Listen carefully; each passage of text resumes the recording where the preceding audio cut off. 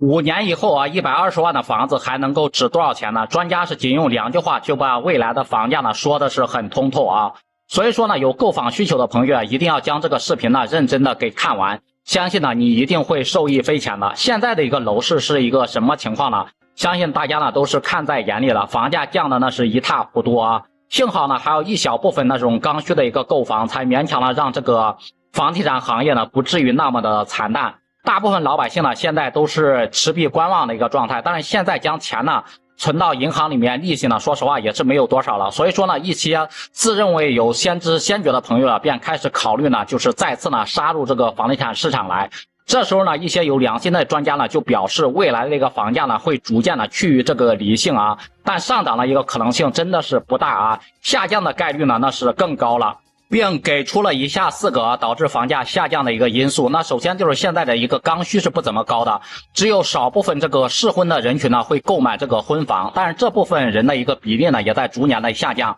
从这2年的一个生育率不断下降就可以看得出来，现在年轻人呢就是结婚意愿呢并不怎么强，并且现在的一个年轻人呢思想是更加的一个开放，对房子的一个执念呢也不怎么高，很多人呢都会选择这个租房住，不愿意呢背负巨额的一个房贷，反而呢就是可以提高自己的一个生活质量嘛。再者就是我国呀，现在那个城市化率已经超过了65%，农村呢现在几乎已经没有多少人了。有的呢也只是一些老人，还有一些留守的一个儿童，年轻人呢基本上在城市里面呢该买房的也都买房了。在这种情况下，现在的一个刚需的一个购房需求呢也是在不断的一个下降啊。那第二点就是现在的一个楼市惨淡，以往呢政府都是依赖这个土地的一个财政嘛，现在地也卖不动了。为了解决这个问题呢，全国各地呢都呼吁呢通过这个房产税来补充了这一部分亏空。这样一来呢，现在买房就不仅仅是市场价格波动的一个问题啊，更多的就是房产税的这个紧箍咒。一些手里有多套房子的一个朋友啊，恐怕要面临很大的一个压力了。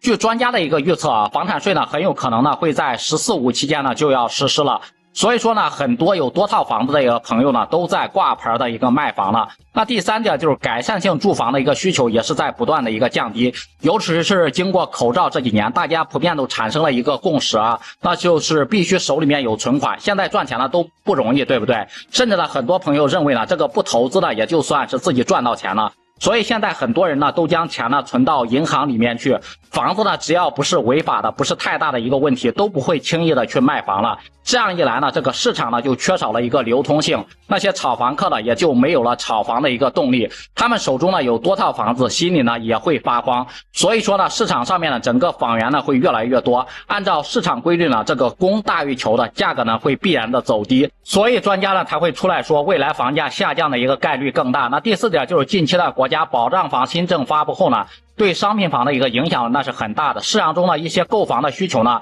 又被分走了一些啊，尤其是那些曾经买不起房的一个朋友，就可以申请这种保障房嘛。保障房的一个价格呢通常是低于市场的一个价格的，是按照政府呢确认好的一个价格进行购买的，将来不住了也可以由政府去回收。因为保障房推出的一个目的呢，就是为了减轻老百姓购房的一个压力。这样一来呢，未来的整个房地产市场也是可想而知的会变成什么样子呢？所以说有网友就问120万的房子的5年以后呢会是多少钱？专家给出了一个答案，就是未来的一个房价呢大概率还是下跌的啊，要回归到房子住的一个属性。当然了，房价不变的一个可能性呢也是有的，不过上涨呢是不可能了啊，无论是1线城市还是2线城市、3线城市，几乎都是一样的啊。所以说呢，不管未来5年是怎么发展啊，120万的房子呢都是在不断的贬值的。现在应该不会有人还认为房子将来能够涨回去吧？不知道大家都是怎么看待这个事儿的啊？那么你认为这套120万的房子将来还会值多少钱呢？也欢迎在评论区里面留言讨论。